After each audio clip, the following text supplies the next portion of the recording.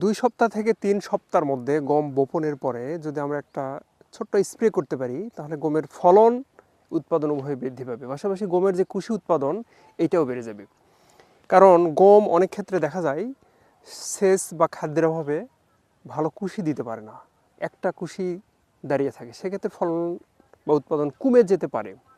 সুতরাং এই সময়ে 14 থেকে 21 দিনের মধ্যে 2 থেকে 3 সপ্তাহের মাঝখানে অর্থাৎ 3 থেকে 5 পাতা হইলেই আমরা এই স্প্রেটা দিব।